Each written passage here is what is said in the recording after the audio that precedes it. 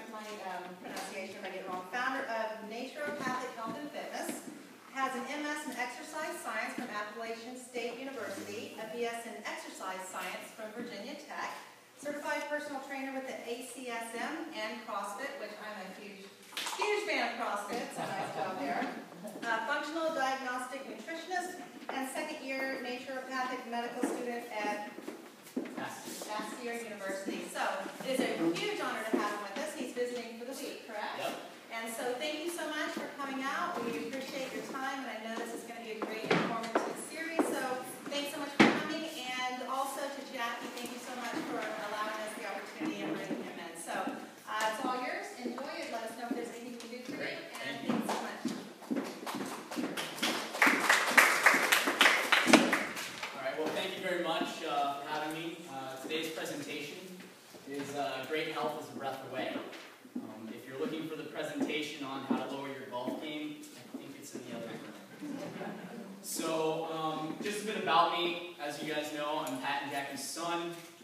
I put here AS because people in my profession, they just study a lot of different things, and we have a lot of funny initials that could follow our name, and I just don't like putting all of them there. So as Denise already said, I have my master's in exercise physiology, where I studied at Appalachian State University in high-performance exercise. And I also completed a internship with one of the best physical therapists in the country in Indianapolis. I'm a certified functional diagnostic nutritionist, which means that I use laboratory testing to help my clients optimize their nutrition. I've been training clients for over 8 years. Just finished my 500 clinical hours in massage therapy school, and be taking the test as soon as I get back to Seattle.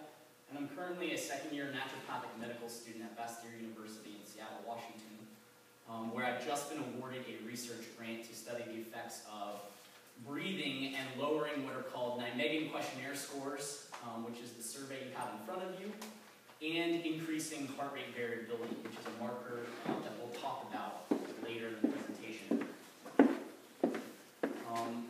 Being a naturopathic medical student, I thought it was important to just address the lens upon which I view medicine and the human body. There are 6 foundational principles to naturopathic medicine. The first one is that the healing power of nature, and this is acknowledging the body's own ability to heal itself.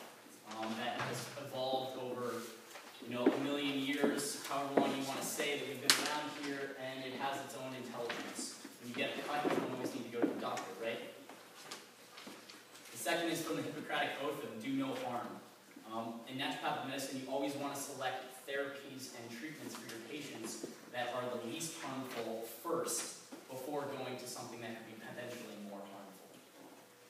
We always look at the person as a whole person. We don't try to say this person has this disease and we forget everything mental, emotional, spiritual, physical that is going on in their life. These are all important characteristics that we need to look at in a very holistic approach. Find the root cause, docere, and prevention. The one foundation that I'd like to ground today's presentation in is docere, which is the Latin of doctor, and it literally means teacher. And so that we would teach our patients how to be healthy so that they can then basically put ourselves out of business. That's what I think the purpose of healthcare should be. So, why should care? In 2000, the World Health Organization ranked the United States as 37th in the countries in terms of its healthcare system.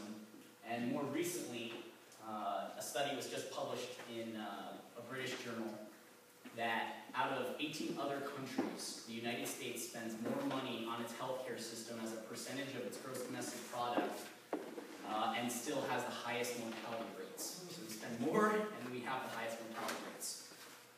What does this mean for you here? It means that something you already are aware of.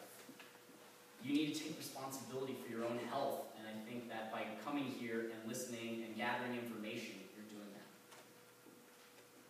So the current state of affairs in chronic disease that we see in the healthcare system is an increase in heart rate and blood pressure. We see increase in clotting. We see decreased blood to our guts, and we see out of control blood sugar values. And these are some of the commonly prescribed drugs that people are given to combat these issues. But the interesting thing is that if we were to and stop looking at a tree and look at the whole forest, and I looked at these whole symptoms: increased heart rate, increased clotting, decreased blood to our gut, increased blood sugar, I would be describing the stress response. I got this straight out of the American Institute of Stress. It's right on their front page of their homepage. And this was a positive selective attribute for our survival thousands of years ago. We'd be running from a saber-toothed tiger, or we had to fight for our lives, or things like that. We want to increase our heart rate to get more blood to our muscles. We want to have more sugar for our muscles to run on. If we got a cut in battle, we could possibly survive if we didn't get an infection. We didn't want to spend time digesting our food because digesting your food can wait. Fighting a battle or running for your life can't. And so these are, at one time, super positive things that have now become chronic. And what was once intermittent is now your commute to work, driving up and down 95, maybe going to Sam's Club, the mental, emotional relationships, social interactions with people, senses of embarrassment, public speaking. All of these things are the stress response. This is just the therapeutic order in naturopathic medicine.